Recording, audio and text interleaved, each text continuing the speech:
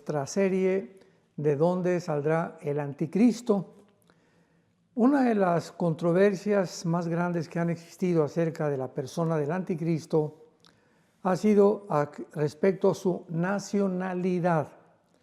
O sea, dicen muchos expositores y han enseñado que el anticristo va a surgir de Roma o del Imperio Romano de Europa. Y esto es parcialmente cierto y parcialmente no es cierto. Y esta enseñanza está basada en Daniel 9, versículo 26, por las palabras que voy a leer. Dice así: y después de las 62 semanas se quitará la vida al Mesías, mas no por sí, y el pueblo de un príncipe que ha de venir. El pueblo, repito, de un príncipe que ha de venir, destruirá la ciudad y el santuario, y su fin será con inundación, y hasta el fin de la guerra durarán las devastaciones. Muy bien, esto ha contribuido para poder creer o poder describir que este príncipe que ha de venir es el anticristo, que es desde luego, porque de un pueblo que ha de venir, y el pueblo que vino a destruir el templo en el año 70 después de Cristo fue el pueblo romano.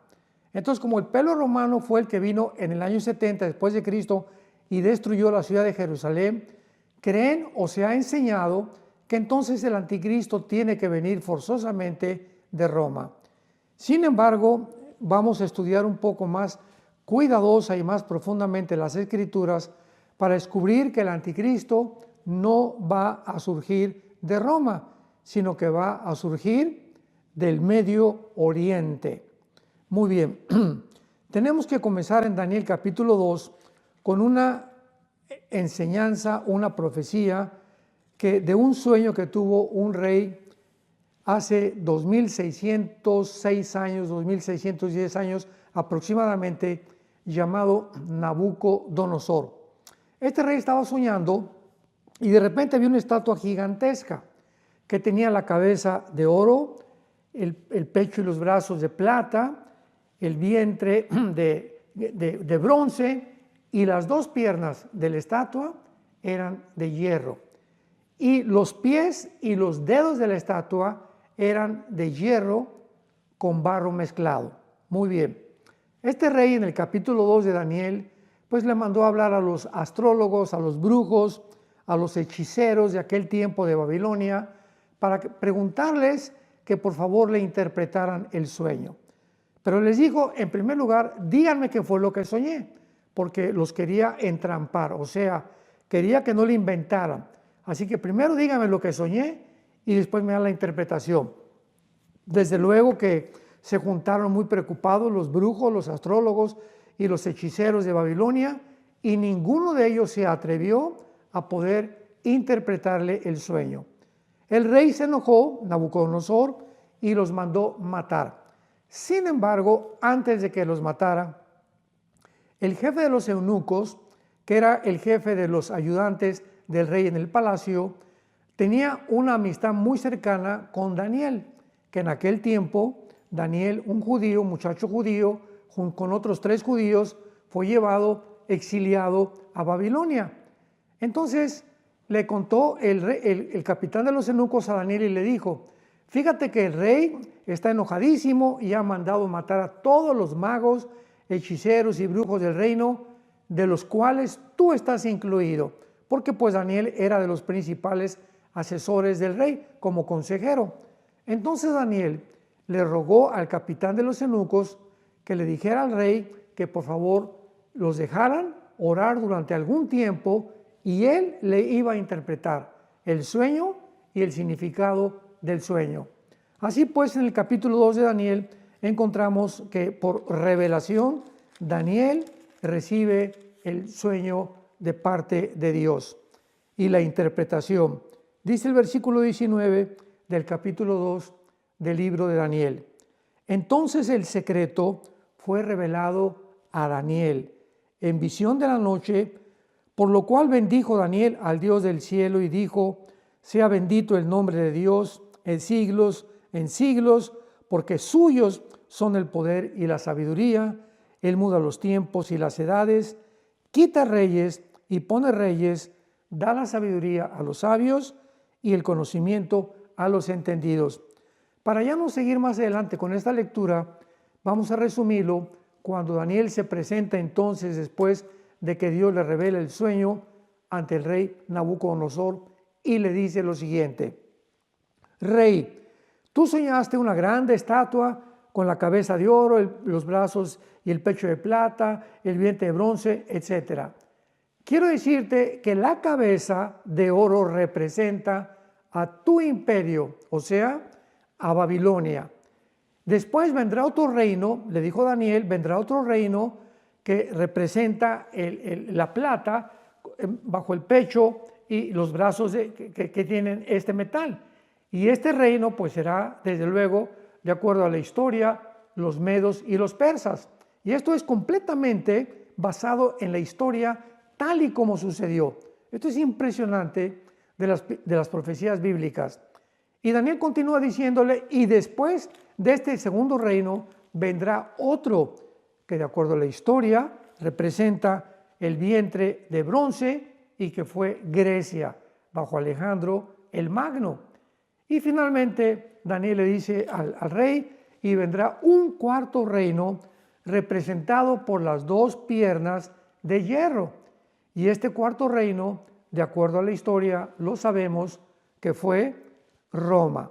Así que tenemos nosotros la descripción de estos cuatro imperios hace 2600 años, cuando Daniel estaba bajo el imperio babilónico, describiendo los imperios que a través de la historia cronológicamente iban a suceder el imperio babilónico, que fueron los medos persas, en tercer lugar los griegos y en cuarto lugar el imperio romano.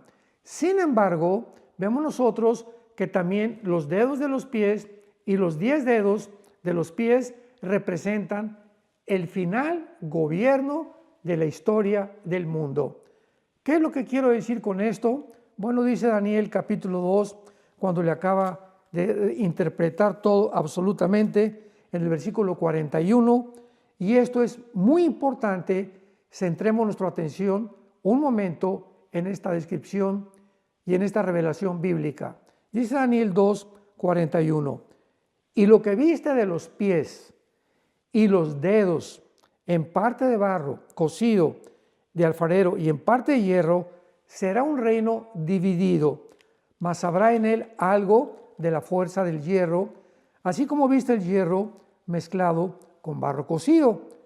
Y por ser los dedos de los pies en parte de hierro y en parte de barro cocido, el reino será fuerte en parte y también frágil. Y en los días de estos reyes, o sea, ¿qué representan los 10 dedos de la estatua de Nabucodonosor? El último gobierno del mundo, que será la confederación del Mediterráneo, que formará ni más ni menos que el anticristo. En los días de estos reyes, el Dios del cielo levantará un reino que no será jamás destruido. ¿Qué exacta es la profecía? Se tienen que levantar 10 naciones que van a formar un G10, una confederación política. Lo vamos a ver, que por ser los dedos de barro y de hierro será un reino dividido. Al mismo tiempo que se van a juntar, no se van a poder mezclar, porque vamos a ver, ¿verdad?, que esta mitad del reino y esta mitad del otro reino será de los países del oriente, 5 naciones, y 5 naciones del occidente, que es Europa. Así que, para concluir rápidamente, va a unir una confederación de 5 naciones del oriente, 5 naciones del occidente, para formar un G10, y dice la Biblia que cuando estos reyes comiencen ya a levantarse, vendrá un reino que no será jamás destruido, ni será el reino de bajado a otro pueblo, permanecerá para siempre. Y de la manera que viste que del monte fue cortada una piedra, porque cuando en el sueño de Nabucodonosor estaba la estatua, hubo una piedra que también vio el rey, que golpeaba los pies de la estatua, y en ese momento se desmoronaba el oro, la plata, el bronce y el hierro. Toda la estatua se desmoronaba. Y estos 4 imperios representan los imperios que van a formar de una forma uniforme la confederación final del anticristo. Entonces, cuando esta piedra golpea los pies de la estatua, estarán Babilonia, que representa la cabeza de oro. Los medos persas representan a Irán, porque Persia fue cambiado en 1935 por la República de Irán. En el 1979, se le cambió el nombre a la República Islámica de Irán. Después, en tercer lugar, Grecia, y en cuarto lugar, Roma. Entonces, cuando el anticristo surja, porque toda esta estatua representa la bestia o al anticristo, como lo vamos a ver en el capítulo 7, es cuando Jesucristo vendrá, desmoronará estos imperios y establecerá Jesucristo su reino milenial o su reino mesiánico.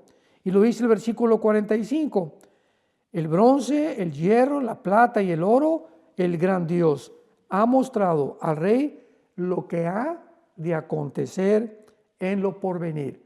Así que esto es una profecía para los últimos días. Muy bien, veamos que cuando el Imperio Romano cayó, se dividió. Las 2 piernas del Imperio Romano representan su división tal como la historia lo evidencia. Por un lado, en la parte occidental del Imperio Romano duró aproximadamente como 470 años y tuvo su base en Roma. Pero la parte oriental del Imperio Romano duró casi 1100 años porque se extendió y llegó hasta Constantinopla, que es actualmente Estambul. Entonces, en Estambul se conoció como el Imperio Bizantino, que duró, repito, como 1100 años aproximadamente y fue destruido después por los bárbaros y por el Imperio Otomano. Entonces, el Imperio Romano representa el 4º imperio con las ramificaciones de los dedos y de los pies y de los dedos de los pies. Ahora veamos, en segundo lugar, de qué forma no es Roma realmente de donde saldrá el anticristo, porque si regresamos al capítulo 9 del libro de Daniel, el príncipe que ha de venir y el pueblo del príncipe que ha de venir, que fueron los romanos, se dedujo de esta interpretación que era Roma, el lugar o el territorio donde el anticristo iba a surgir. Pero veamos esto.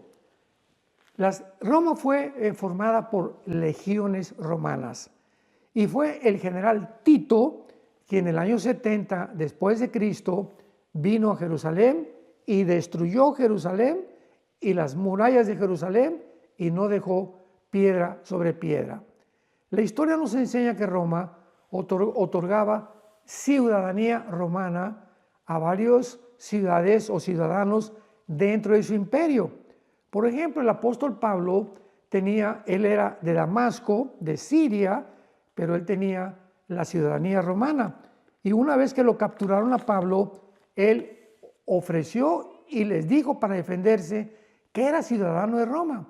Hechos 22, 25 al 28. Dice así: pero cuando le ataron con correas, Pablo dijo al centurión que estaba presente: ¿qué les es lícito azotar a un ciudadano romano sin haber sido condenado? Cuando el centurión oyó eso, el centurión romano fue y dio aviso al tribuno diciendo: ¿qué vas a hacer? Porque este hombre es ciudadano romano.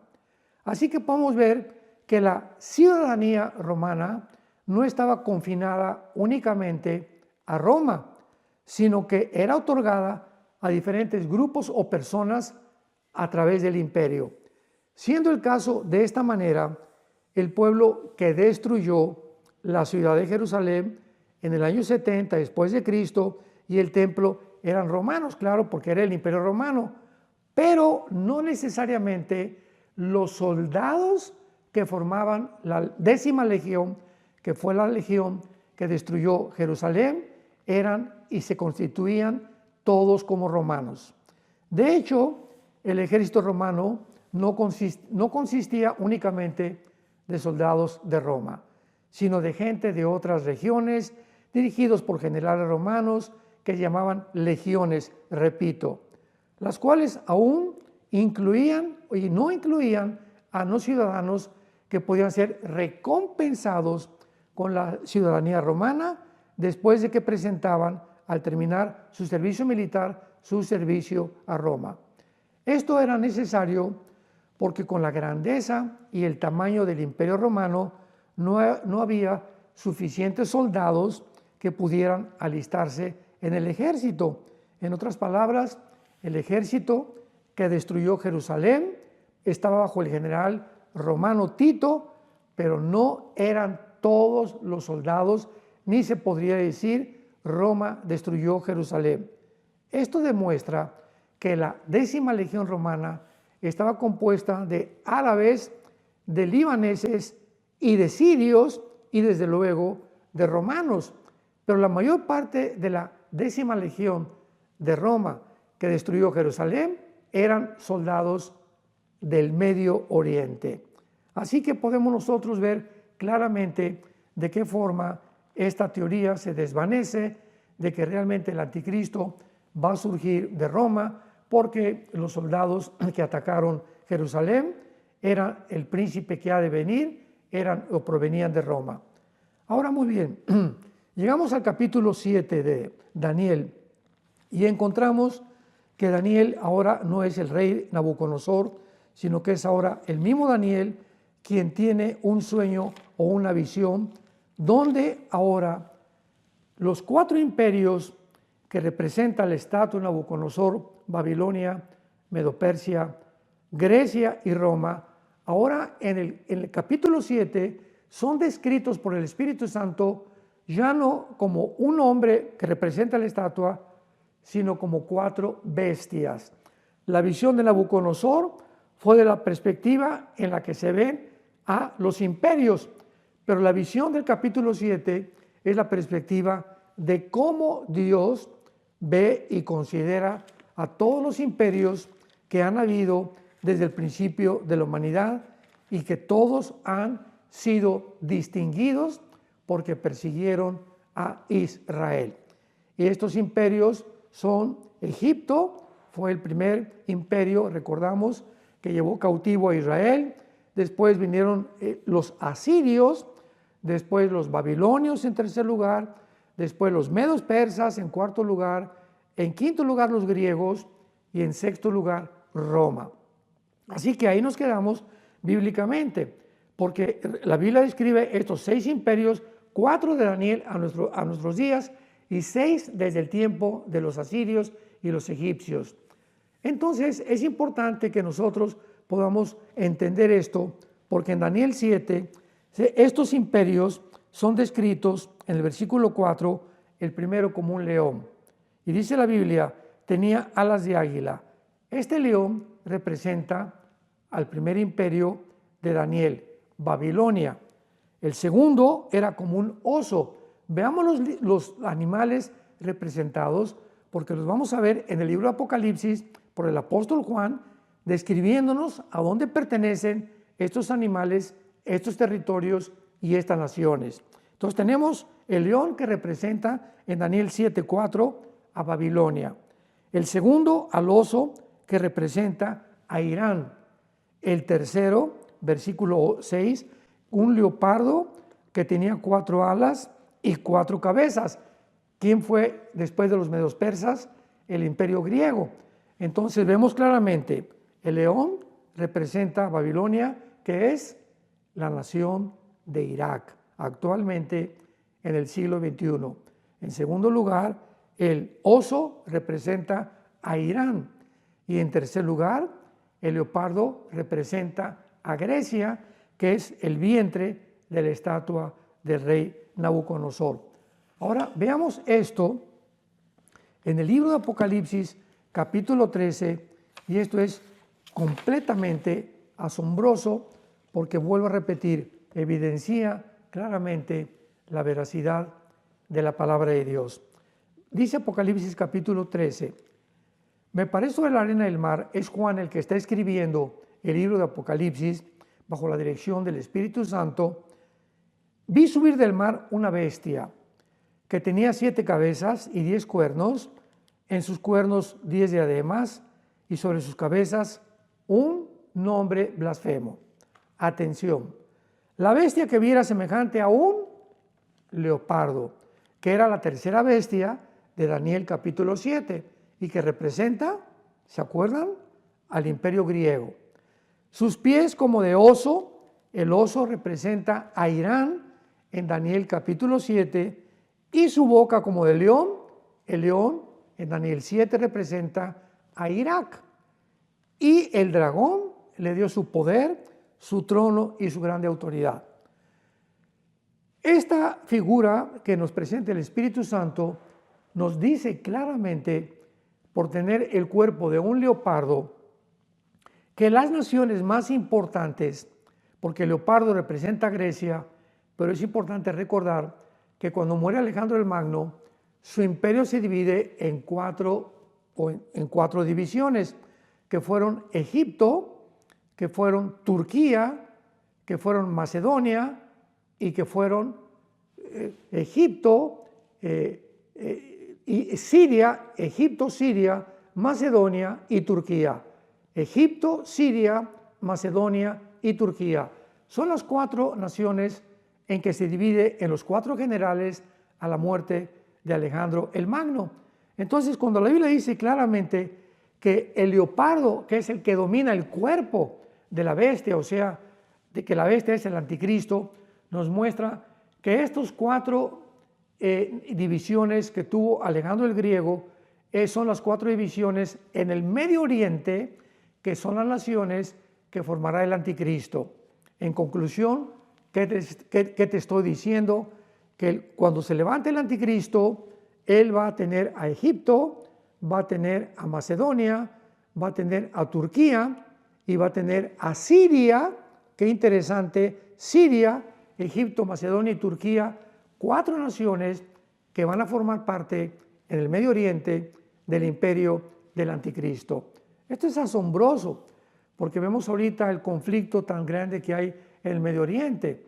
Siria, hasta hace algunos meses, todos sabemos que estaba controlada por Irán y por Rusia, porque Rusia pues tenía en Siria la única base naval, ahí en Turkmenk, que es un puerto que está cerca de Siria y que está colindando con el mar Mediterráneo.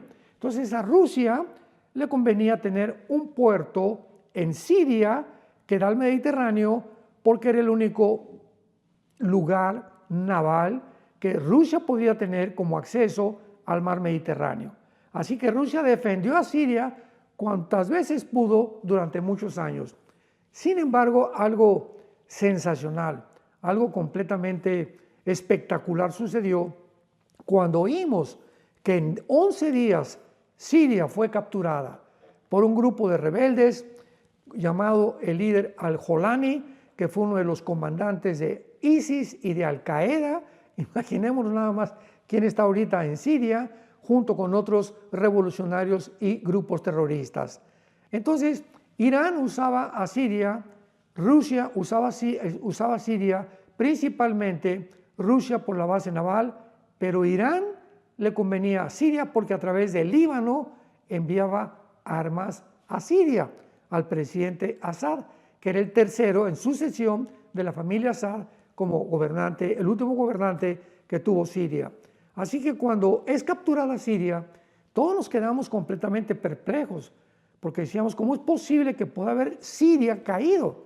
Yo todavía enseñé hace como 6, 7 meses que era una imposibilidad muy grande de que Siria fuera a caer en manos de cualquier otro grupo o cualquier otra nación. Sin embargo, sucedió, porque es la forma como Dios nos muestra que Él es el Dios del tiempo, Él es el Dios de las naciones también. Él levanta imperios, Él derrumba imperios, en el momento que Él quiera, de acuerdo a la oración. ¿Se acuerdan que acabamos de leer de Daniel capítulo 2, donde Daniel alaba a Dios porque Él pone y quita a los gobernantes del mundo? Entonces, Siria pues queda ahorita en manos de un rebelde que se llama Al-Jolani y está completamente ahora controlado por el presidente de Turquía, Recep Erdogan. Y Erdogan tiene el control ahorita de los más grandes grupos rebeldes de Siria. Sin embargo, se ha mezclado en Siria un movimiento de kurdos, de drusos, de rebeldes que estaban en contra del presidente Assad y también de terroristas que pertenecen a Golani de Irak y del Medio Oriente, antes que llegara a Siria. Entonces ahorita se podría llamar una ensalada del chef, Siria. Es una mezcla de grupos étnicos o revolucionarios que unos y otros no se llevan muy bien, que tarde o temprano esto tiene que explotar. Ahora muy bien, durante todo este tiempo Israel aprovechó cuando vino el golpe de Estado en contra de Assad y Assad salió huyendo hacia Rusia con su papá Vladimir Putin, porque siempre lo ha protegido Putin a Assad. Israel se aprovechó para que arriba de las montañas del Golán, que está junto al mar de Galilea, hay una zona que se llama el monte Hermón. Y este monte está del lado sirio, del territorio sirio, y es la frontera exactamente entre Siria e Israel. Entonces, cuando vino esta confusión en Siria, Israel no perdió tiempo y tomaron el monte de Hermón para poner una base militar y desde ahí poder vigilar, porque es una base, una altiplanicie que tiene una vista inmensamente grande que pueden contemplar hasta después de Siria lo que puede pasar.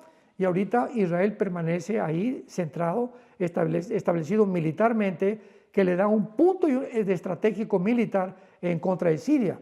Por eso el rebelde que está ahorita al frente de los ejércitos en Siria, al Golani, dijo: yo no me voy a meter con Israel, e Israel se lo advirtió: te metes con Israel y entonces vas a tener muchos problemas.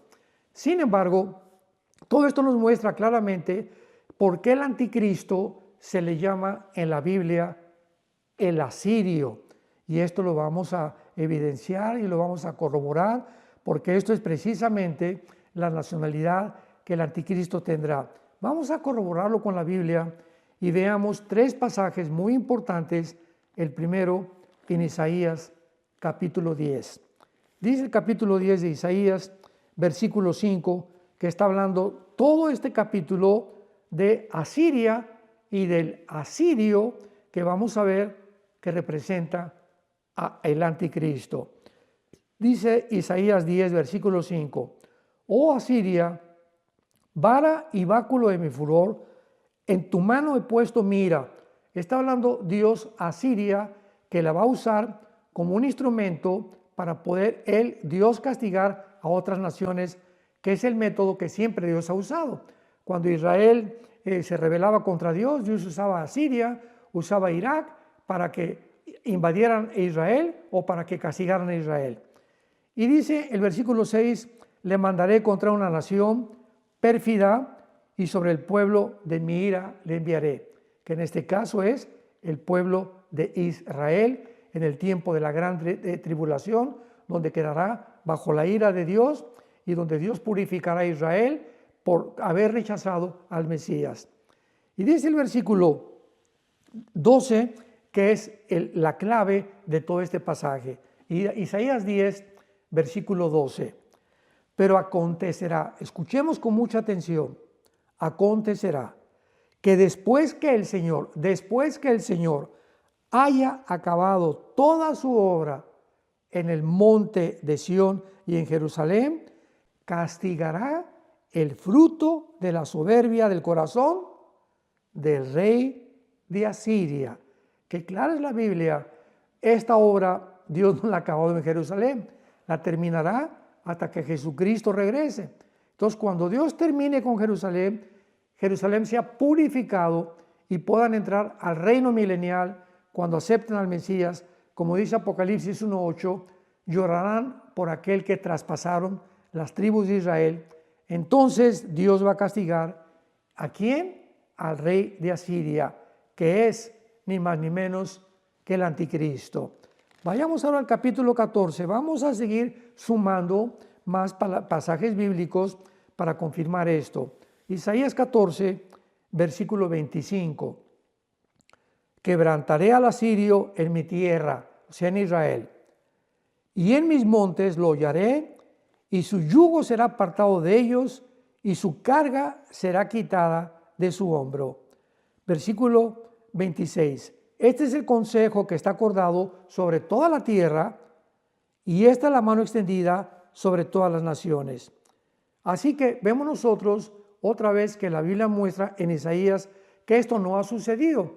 Sennacherib fue uno de los últimos reyes de Asiria, y Asiria pues nunca fue castigada, ¿verdad? Ahorita está en manos completas, es Siria, la Siria actual, y está en manos de terroristas.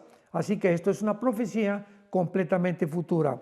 Y vayamos ahora a otro pasaje, yo lo considero de los más importantes en el libro de Miqueas, el profeta del Antiguo Testamento, capítulo 5. Dice el versículo 5, capítulo 5 de Miqueas, versículo 5.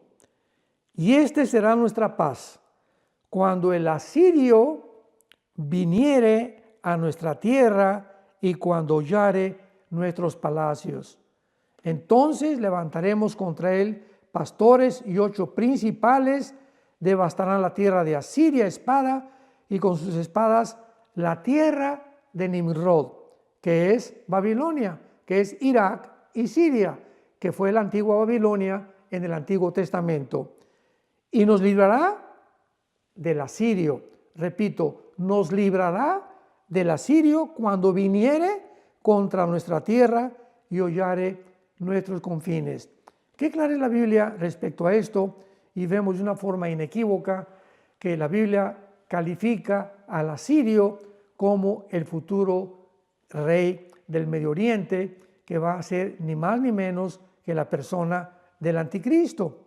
Ahora, vayamos rápido a la famosa profecía del libro de Ezequiel, capítulo 38, donde también por muchos años se creyó, se interpretó que Gog es la guerra de Gog y Magog, descrita en Ezequiel 38 y 39, pero se describió y se creyó que Gog era Rusia, porque la palabra que dice en el versículo príncipe soberano de Mesec y Tubal, la palabra príncipe soberano en el versículo 2 es la palabra Rosh. Entonces pues sonaba como que Rosh, pues Rusia, ¿verdad? Pero la palabra Rosh no es un nombre propio, no es Rusia, ¿verdad? Es un nombre, es un título que significa cabeza. Ahí ya viene la fiesta de Rosh Hashanah en Israel, que significa la cabeza de las fiestas. Entonces Rosh es un líder, es un comandante, es una cabeza militar, es alguien, un príncipe, ¿verdad?, que tiene a su cargo un ejército. Entonces se comenzó a enseñar que era Rusia el que era Gog y que vendría en contra de la tierra de Israel. Pero hay un versículo en este capítulo que deshace completamente esta falsa enseñanza o esta falsa interpretación de este pasaje. Y lo encontramos en el versículo 17 de Ezequiel capítulo 38. Pongamos atención. Así ha dicho Jehová el Señor. No está hablando Dios. No eres tú, le está hablando a Gog, no eres tú aquel de quien hablé yo en tiempos pasados por mis siervos los profetas de Israel, los cuales profetizaron en aquellos tiempos que yo te había traído sobre de ellos. O sea, ¿qué es lo que está diciendo Dios a Gog? Que Gog era un personaje del cual los profetas antes de Ezequiel lo mencionaron. Y pues si buscamos en todos los profetas en que estuvieron antes de Ezequiel o hasta el tiempo de Ezequiel, jamás hubo ninguno llamado Gog, ni ningún líder que proviniera del norte de Israel que se considera Rusia, sino que siempre se habló de un asirio, siempre del asirio o del rey de Babilonia, que es otro título para el anticristo. Así que pues no sé de qué forma se interpretó de que Gog era Rusia, y actualmente pues estamos viendo que Rusia no va a ser la nación que se imaginó que iba a reunir una confederación de la tierra de Magog, que la tierra de Magog es lo que se llama, es todo lo que es Tirkistán, Kuzikistán, Azakistán, todas estas repúblicas al sur de Mongolia que pertenecieron a la antigua Unión Soviética, es lo que se llama la tierra de Magog, que incluye Armenia, incluye Turquía, incluye toda esta zona del mar Caspio y del mar Negro. Toda esta zona geográfica es la tierra de Magog. Entonces también por eso atribuyeron que pues Rusia iba a tratar de recuperar estas repúblicas que perdió la Unión Soviética cuando cayó el comunismo en 1991, y que de esa manera Rusia era la protagonista de la última invasión en contra de Israel. Pero ¿cómo puede ser esto? Porque en el capítulo 39 de Ezequiel encontramos que la guerra de Gog y Magog es la guerra que representa ni más ni menos que la guerra del Armagedón. O sea, Gog y Magog es la tercera y última guerra mundial y la guerra del Armagedón del capítulo 16, versículo 16 al 18 del libro del Apocalipsis. Entonces, ¿cómo sabemos que es la guerra del Armagedón? ¿Cómo puede ser Rusia invadiendo Israel y diciendo que pues la guerra de Gog y Magog va a ser ahorita o que va a ser al principio de la tribulación, cuando es la guerra final? Porque al final de esta guerra, dice Ezequiel 39, pondré mi gloria entre las naciones cuando termine esta invasión de Gog y Magog, y todas las naciones verán mi juicio, y de aquel día en adelante sabrá la casa de Israel que yo soy Jehová su Dios. Cuando esta guerra termine, Israel se dará cuenta que es realmente Dios el que lo salvó de esta invasión. Y esto no puede suceder hasta que Israel sea purificado y reconozcan antes de que Jesucristo regrese que realmente Él es el Mesías, y cuando Él venga lo van a adorar y reconocer, y toda lengua y toda boca confesará que Jesucristo es el Señor. Así que qué importante es que nosotros podamos tener un concepto un poco más claro, estudiando un poquito más cuidadosamente y con más detalle las Escrituras, para poder poner precepto sobre precepto, línea sobre línea, y no sacar del contexto un texto para hacer un pretexto, como dice el dicho o el adagio popular. Entonces, estamos en tiempos muy importantes, tiempos preciosos. El mundo islámico no tarda en esperar al Mahdi o al líder o al guía. De acuerdo a la teología islámica, va a venir un hombre que va a ser descendiente de Mahoma, le llaman el 12º imán, que va a implantar una guerra y la ley Sharia en todo el Medio Oriente. Y cuando aparezca ese hombre, el Mahdi para nosotros será la persona del anticristo, porque será el Mahdi el que se va a sentar con Israel para firmar el pacto por 7 años, garantizándoles al gobierno de Israel de que nadie los va a tocar. ¿Quién puede sentarse con Israel y decirles, el mundo musulmán y los árabes les garantizo que no los van a atacar? ¿A quién le van a hacer caso los musulmanes y los árabes si no es al líder que están esperando, que para ellos va a ser un Cristo, ahora sí, o el Mesías, que va a ser el Mahdi?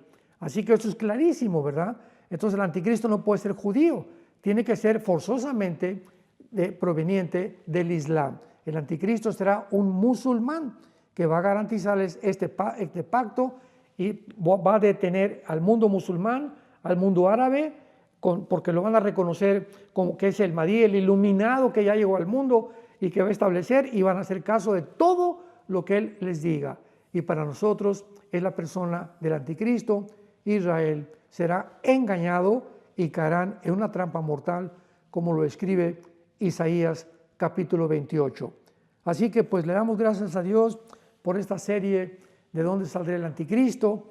Es muy clara que la Biblia nos muestra que surgirá de la época de los babilonios y del territorio de Babilonia, que es Babilonia, que es actualmente Irak, Siria y el Líbano. Esa es la zona de la antigua Mesopotamia, o que se llama entre los dos ríos, que es los ríos Tigris de Irak, y son los ríos precisamente que se mencionan en Apocalipsis 9, en la sexta trompeta, que de Irak están atados los 4 ángeles más poderosos que van a ser soltados para matar a la tercera parte de la humanidad.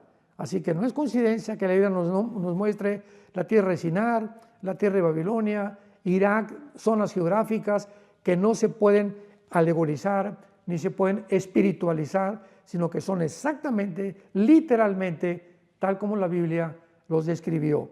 Muchas gracias y los esperamos Vamos a seguir orando para ver si hay un poco más de material en esta serie de dónde saldrá el anticristo. Que Dios los bendiga y que tengan mucha paz.